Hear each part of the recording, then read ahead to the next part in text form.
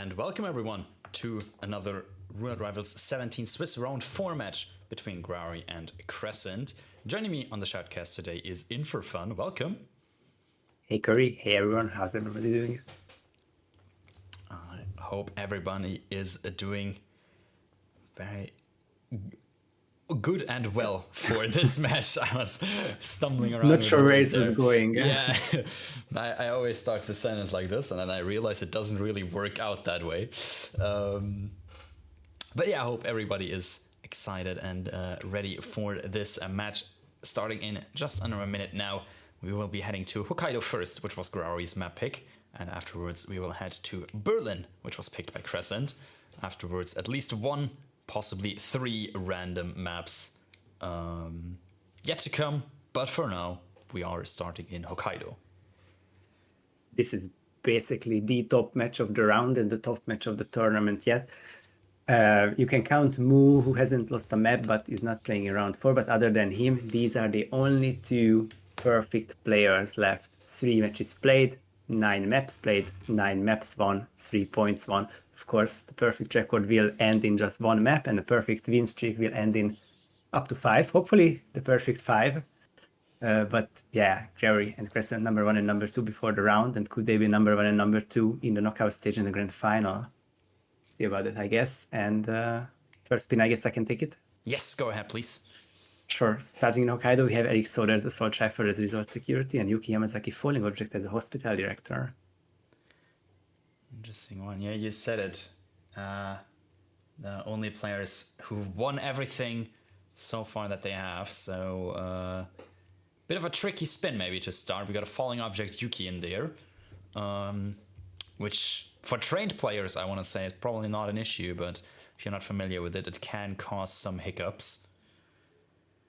Yeah, with Falling Object, I guess there are several approaches you want to do. The first one in time was the, I guess, the restaurant opportunity, the slowest, safest. You just have to, I don't even remember if you have to prepare the sushi or place cigarettes, but it's a long setup. The second one is the corridor, I guess, which Yuki naturally walks under at the 3-minute mark, and I think that's what Qrescent will be planning. And I will say the third approach, even though neither of them will be doing it. I think it just doesn't work for the disguises.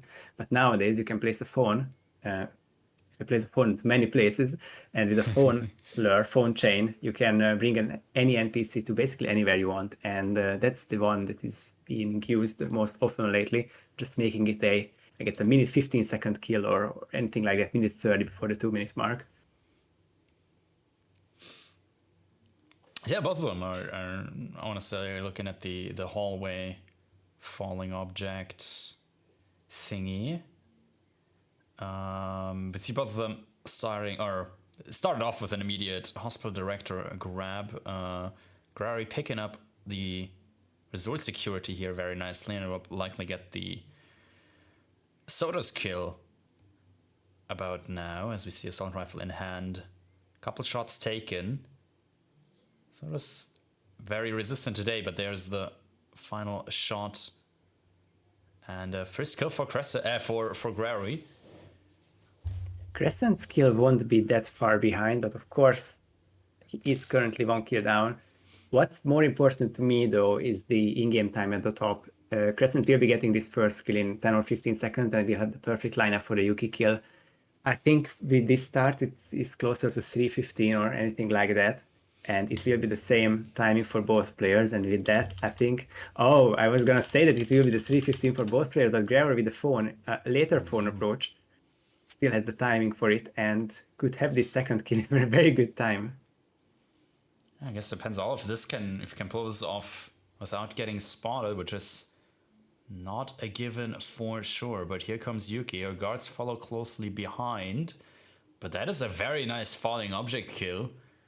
Graory, and is just meters away from the exit, and this could be a very, very quick finish from him. Damn, I disregarded this kill so quickly. I just didn't think they would have the time, but Graory proved at least me wrong, but most of us wrong. Me as well. 3:07 real time for falling object kill is by far the fastest ever taken. But here's the new kill in action, and that will just be called without a photo finish because Yuki is not moving. Yeah, it's gonna be a long wait here for Qrescent, sadly. Who will lose his first map of the tournament now. Graory still has the opportunity to keep that record going with a 6-0 sweep here, and another win in Berlin would allow Graory to be the still only undefeated player in the tournament. Yeah, I think a perfect Swiss stage is just probably the toughest achievement you can get in these days, because what is comparable, I guess, perfect group stage, different manner because of the seeds, even scoring the 6 wins in Swiss stage, that just means you will be guaranteed to play the best players in the second half of the tournament. So even the fact that they are both live with 3 out of 3 wins is very impressive. But Graory, 10 maps played, 10 maps won, but now on to Qrescent's map pick.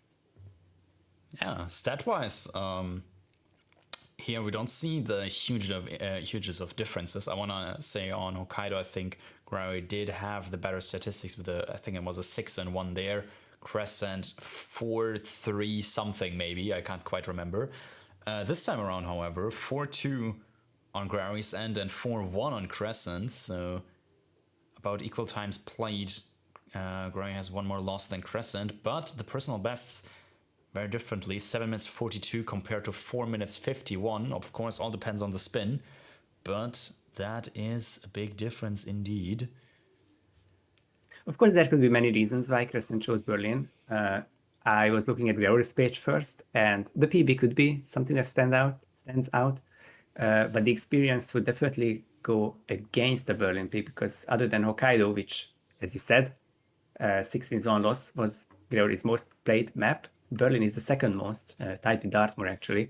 So I think Graory will have a lot of experience, and I guess that will be the main difference between the two players. Graory, the 742 personal best, is capable of doing 5-6 minute in-game times on a wide variety of spins, but Qrescent will be hoping that he can go just one step below that, one step further, and challenge or even beat that 437 back volatility set in R16.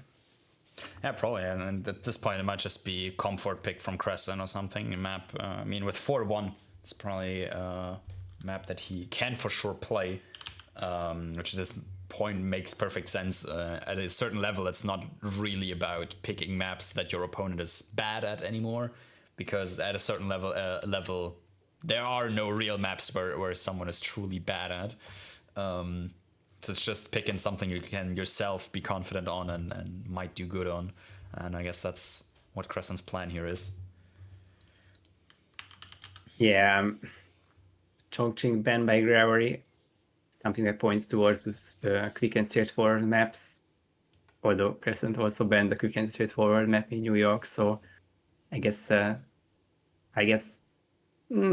is tough to say, but Graory is someone who is, I think, fares very well with the not so straightforward spins and the longer maps, so could be good for him as well. But I think Berlin is just Qrescent maps. Here's the second spin. We shall see. It is going to be Fire Axe Rolf Hirschmiller for the first target. Target number 2, 5-wire DJ, no KO. Thanks for that, Hitmaps. Target number 3, Shotgun Florida Man. Next snap, Bartender for target number 5. And the last one, Impact Explosive Weapon for the Biker. By the tiniest of margins, this can be done straightforward with 2 upstairs kills and 3 down. But at the back of my mind, this does feel like one of the more rollable spins, and Qrescent could still go for that, because these days roll floor just means it's an entirely different roll floor than what we learned in 2021. It's much more efficient, and you can do it that way. But it seems like Qrescent will just approach his first target, Thames upstairs, so scratch that. But Rolf is downstairs, DJ is downstairs, Florida downstairs. Bartender would be the one disguise you bring down, but is also downstairs, and Biker, of course, in Rolf's office with all these items near the office. But seems it is just gonna be straightforward and won't be yapping for too much longer. Qrescent with 1 kill down already, and really curious to see how this Impact Explosive kill work out. And it looks like that's what he's gonna approach next, picking up the, or not that biker, but just clearing out the strong right. Oh no, that was the target. That makes more sense then. Yeah, on the other side, I want to point out, graory did start as the in the DJ disguise. Originally looked a little bit to me like he was going for a roll fleur or similar, but is, at least for now, seems like no. But that could also just be picking up disguises for now. I think it's an early Florida man grab. As far as I'm concerned, he comes down the stairs right now. There he is. And Ooh, miss throw. that is unlucky, but luckily only going to turn him around. And just a little bit of a delay should be fine. Nobody's coming just now as Qrescent is picking up the impact explosive weapon. Very nice. That was a lot of setup because the first kill happened at like 35 seconds in game time and more than a minute before that impact kill. But I guess impact would always be tough. Little bit of a whoosh there. I wasn't even sure if that's a byproduct of the loud kill, but Qrescent makes his way down, and with this timing, he could be looking at a Montgomery lure at the last second. He's not very last second because he's just going to the security room. Very nice. Picking up a loud shotgun from the back of Ruffles' office. I didn't know that was there, but nice map knowledge from these players for sure. Immediately after promising chat that I would take the triangles as is my job, I have to say I couldn't 100% catch that first kill by graory, but I think process of elimination says that it had to be the shotgun kill. Troubles for Qrescent, and that will end up a full restart. Just so many NPCs in this security hub, and I don't even know. I think the door stayed open, and someone from outside looking in spotted a body. Yeah, certainly not what he would have wanted to see. You're absolutely right, though. I did miss that kill from graory as well, but this one I can be very sure about now. Firewire as DJ, putting graory now in the clear lead. Qrescent, I want to say, had the advantage from the start. His strat looked at least faster initially, getting 2 quick kills, but of course graory might now be able to just take off more kills straight after each other. Yeah, and it's a nice prioritization of the kills. Of course, biker is upstairs, downstairs, anywhere you want, but the kill it comes with is something that is not so straightforward to get.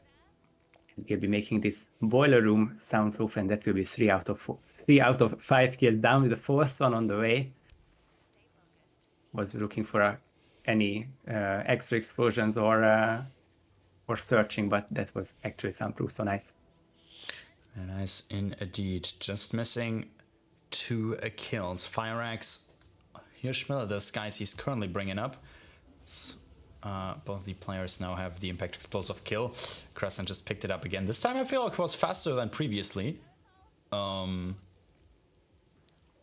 I couldn't guarantee it to you either.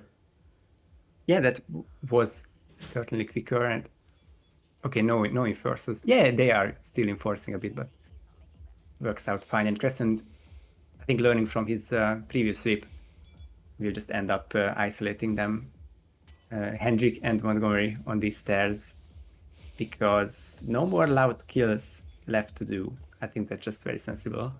Yeah, today I learned that Montgomery's guard name is Hendrik. I did not know that. I'm like 80% sure, not 100, but that's enough for me. Twitch chat hasn't corrected us yet, so I'm sure that's correct.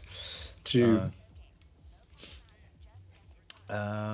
So yeah, I guess the only, you said that Qrescent doesn't have any more loud kills. The only thing that's really missing remaining is a live kill with the fiber wire DJ, where Montgomery could have been an option, but at the same time, almost any other target is just as good for it.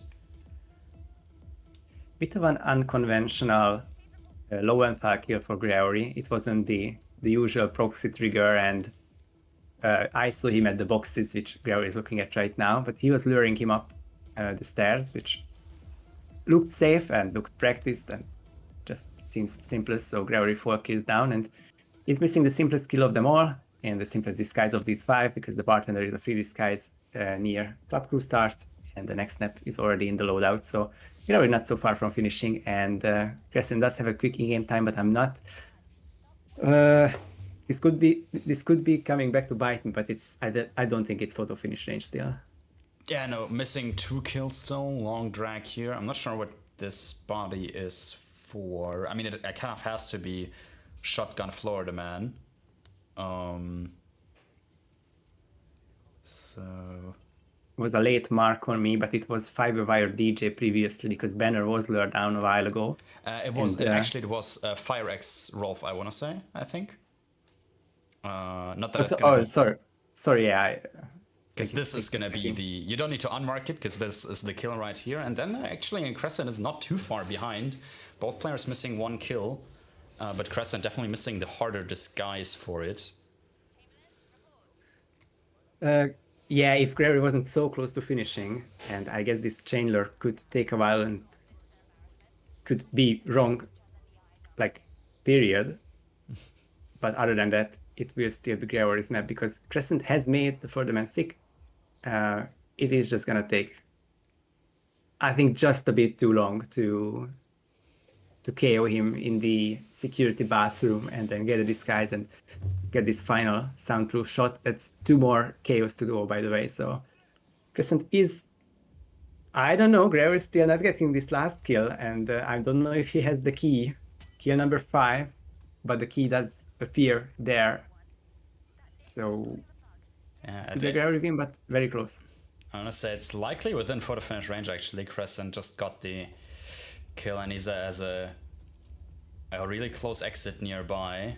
Grabs a disguise. It's gonna be a long photo finish, but I'm guessing it's gonna be within photo finish range. But as seeing as both players had, I think, 2 loads.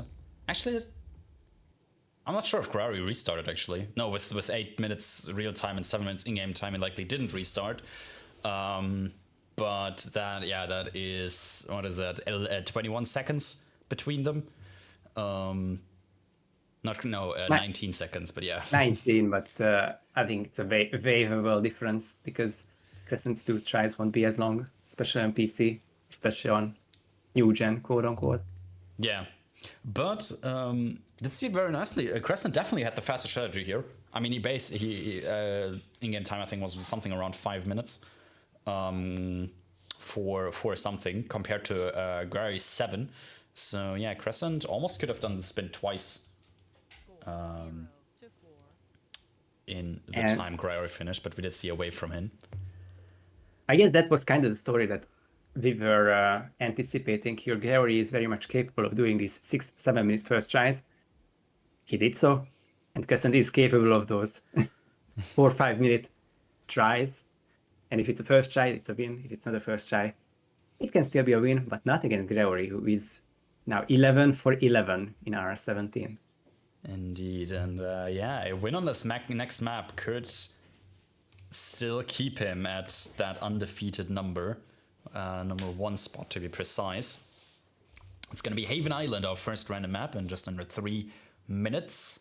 And I want to say the stats, even though they look quite different to the one on Berlin, they kind of tell us a similar story to the one we've seen on Berlin. Obviously, graory has played the map a lot less than Berlin, only 3 times, but won 2 of those and only tied the other one with a 9-minute personal best.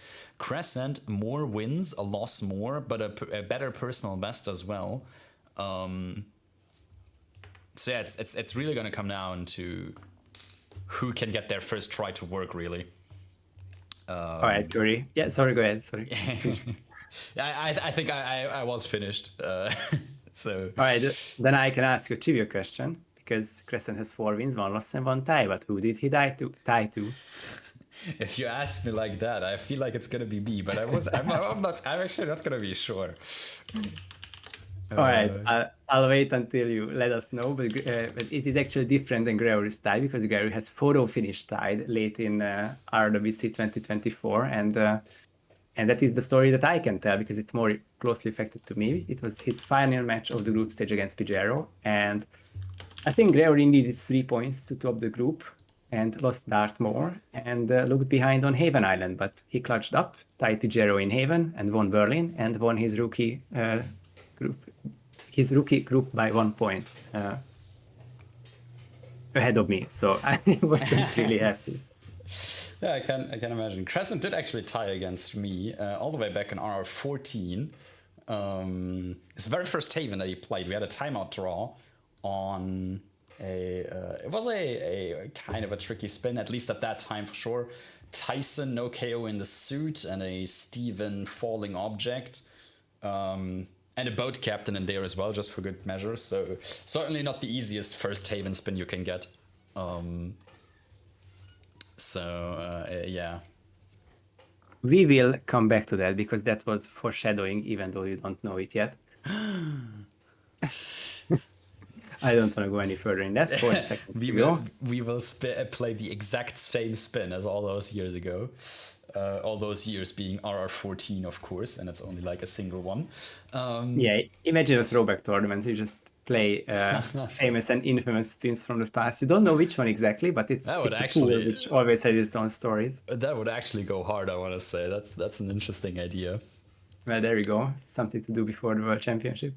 Maybe indeed, but another thing that's happening before the World Championship is this Haven spin dropping in just under 10 seconds now. So you can have the honors of spoiling us even more.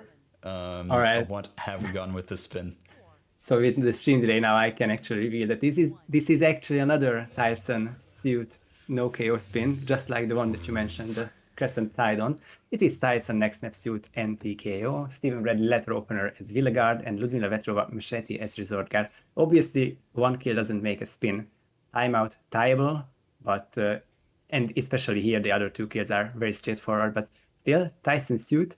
The one difference here is that Qrescent will show us, and graory will also show us 10 seconds behind, is that Tyson Rush is a thing now, making this spin especially straightforward. May I say easy. I'm certainly interested to see and learn from this. I don't know the Tyson Rush, how to execute it off the top of my head immediately. I mean, given my knowledge of the map and the name of the strat, I can think what is happening, but or guess what is happening. So here you kill Tyson last at the 7-minute mark. That's why it's called Tyson Rush. Exactly, and then exit late. Yeah, so I can very quickly say that. Just until Qrescent gets in the cinema room, I tell it quickly that you do the triple shot to get to Ludmila's bedroom, and one more distraction to get this maid out of the way. She will head turn favorably, so Qrescent can get inside and has the key from the chair or bed, I'm not sure, the bedside. And with that, I guess the novelty of this strat is that now I guess the Seeker is not necessarily the most useful item on the map. It is still useful, but for this you need a silenced pistol, and Qrescent with just a single pistol got all the way from suit start to Tyson and has done this live next snap, so he's 1 kill down. Very, very nicely done, and we see graory doing exactly the same thing, but an unfortunate lock-on, as I say that might cost him a lot here. Locked onto Tyson instead of the guard, and of course, A, Tyson's a no KO, and B, I think the guard turned around as well and obviously spotted that, so that's a big restart for graory. Yeah, it's usually restart already if you KO Tyson, because you just don't have time to grab a second melee item and just throw it at the guard's head. But of course, it was now illegal for this spin. So it is a first mistake for graory, first restart for graory, because I'm not sure how much if this was up to him. You could see the guard had the lock on for a bit and then back to Tyson, and then he released. I think it's a thing that can happen to all players in all situations. Yeah, absolutely. I mean, the lock-ons can be a bit finicky sometimes, and we've seen it plenty of times from all sorts of players. Incorrect lock-ons. One of the more frustrating rips you can have, I want to say, because it feels like it's something you could have done or could have prevented, but sometimes it just switches at the last second, and it does feel really bad when you rip to that. Yeah, we do have two things to look at. both of them come out to the same thing because Qrescent is leading and Qrescent is looking to win the map. But one thing, of course, is looking to get his first map win of this match, but also 5:21 is the world record, and this spin doesn't have a lot to go because Qrescent will be KOing this guard, taking his disguise, killing the letter opener. And then both the Machete and the Resort Guard are right next room. So this spin is so fast that I wouldn't be surprised to see Qrescent call Ludmila on the phone. That's the one thing that accelerates part of her cycle, sorry. And if he does that, we are well within world record territory, but he's just going for a guard for now. Likes the things he does indeed. The guard and Machete right next to each other, luckily. I mean, technically, this guard isn't even necessarily... Ludmila does carry her own resort guard around with her. But getting this earlier might be... It's probably going to make this isolation a little bit easier and quicker as well. Yeah, so if this is a very fast approach, it is what it's called the lucky cheeseburger strat, where so many strats here, which the Victorian R4 mind cannot comprehend, as Chris X3 would say. But so many things that could make these spins faster, which Qrescent is executing all of them. What we will see right now is still the same early Matic on Ludmila, and she will still go to the bathroom below the restaurant, the male bathroom, so the non-problematic one.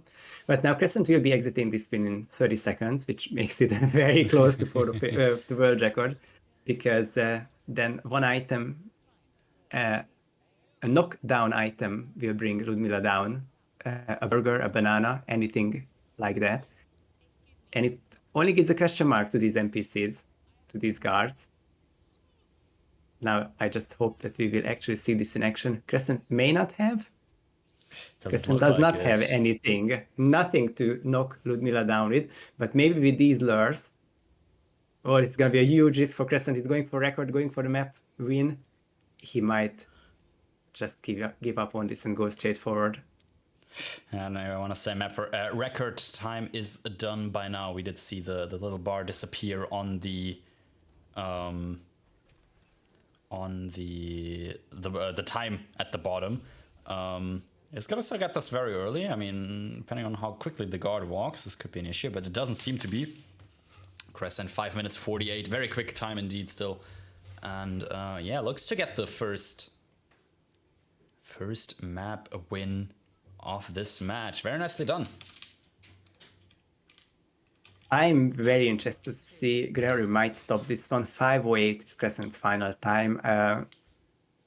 But it doesn't matter because Qrescent didn't have the soft KO item, and even if he did, he would have a different approach than graory. But I think that was the world record strat. And then it's just trying to match time cubes, planning / loading time. Very hard to say, but still a very impressive map by Qrescent. And graory wasn't far behind either. I want to say the soft KO item being most of the time the burger, hence the name of the strat. You don't really think about that usually because most of the time I want to say on Haven you start Villa staff and there's the burger right next to the starting location that you usually just pick up in case you need it. But of course this time it was a suit spin, so no burger picked up for either player. And yeah, therefore I can't blame him for forgetting that he doesn't have that. It was a bit unlike Qrescent to go safe, but I think that's part of becoming a better player, and Qrescent has... It's very interesting because he has always shown high potential, but was always this messy restart heavy player, but something clicked this year and was very close to, I think, I don't want to say it bad, but I'm going to just check. R16... Oh, I don't see the full page. He went all the way to the quarterfinals and lost to Heshashin in the final map. So, was kind of his breakthrough tournament. And it doesn't seem like a fluke because he's number 2 after 3 rounds. He's still in the hunt to be 4 out of 4 and to have a very good seed and go, I think, further than the quarterfinals last time around. Yeah, certainly player we want to keep our eyes on. But to get there and to get his chances even better, he still has to win the next 2 out of 2 maps. A single map win for Graory would mean that he takes this match in its entirety. A tie would mean that the best Qrescent could do then is a 5-5 tie of the entire match, giving both these players half a point. But if Qrescent manages to win this Sapienza, which was our next random map and the last random map afterwards, he can still win this match, but no more mistakes are allowed now. Luckily, stat-wise, the gods seem to be in his favor. A 5-0 on Crescent's end versus no Sapienza plays competitively from Graory so far.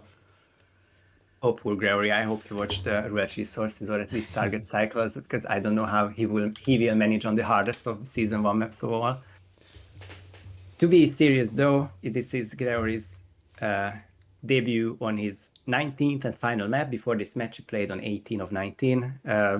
And I think this is going to be a very interesting stat, because I remember that it takes forever for a player to reach 50% win rate on all maps.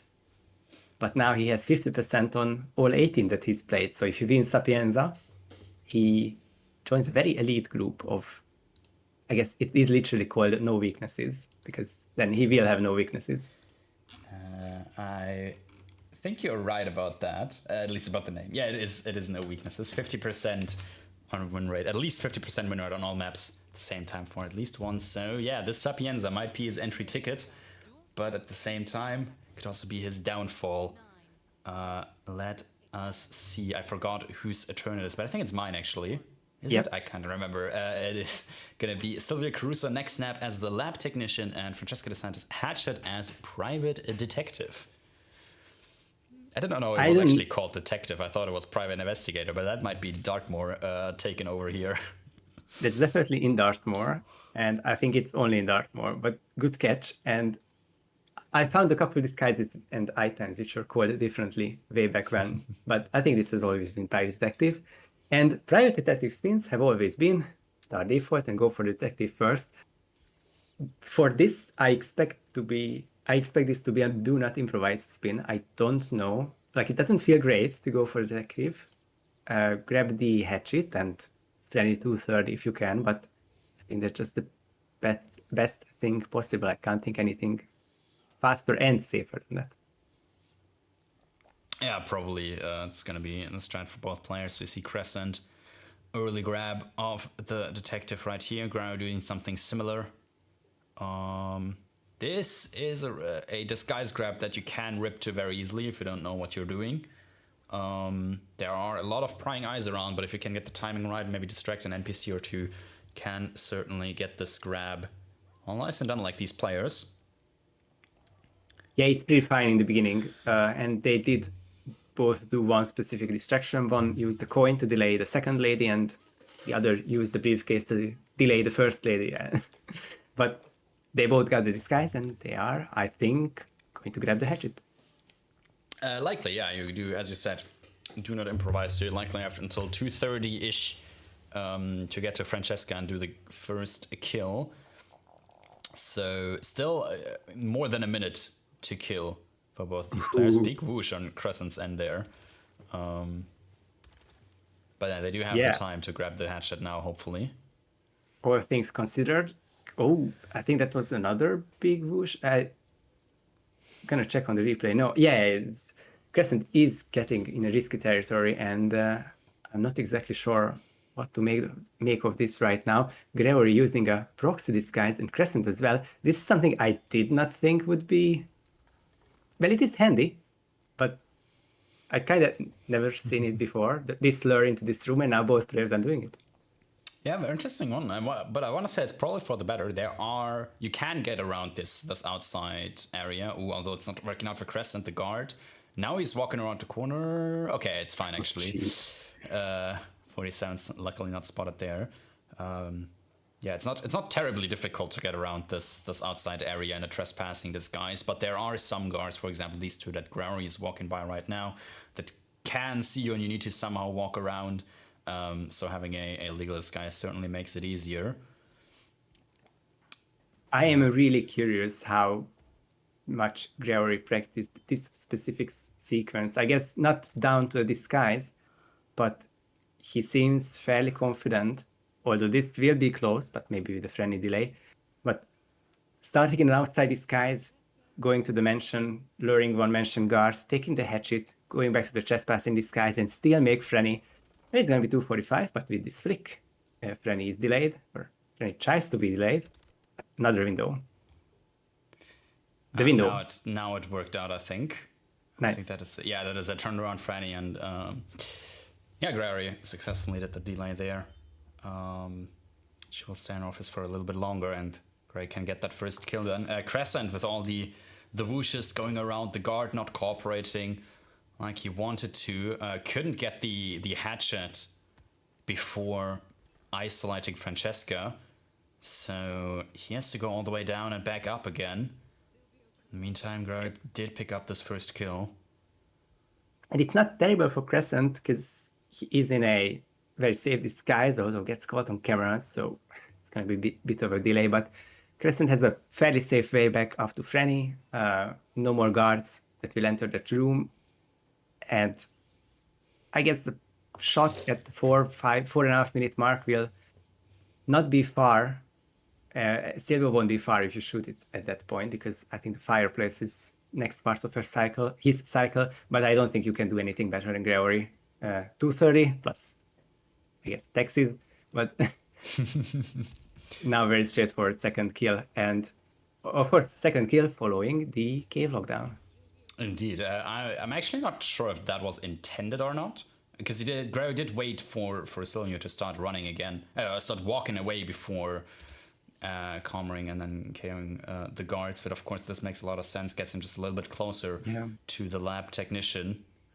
It matters where you lock down Silvio from, and I think it kind of matters which way the danger is sensed. The second part is not as science, but you do need to wait a little and make him stutter a little so that he definitely doesn't go outside and just goes straight down.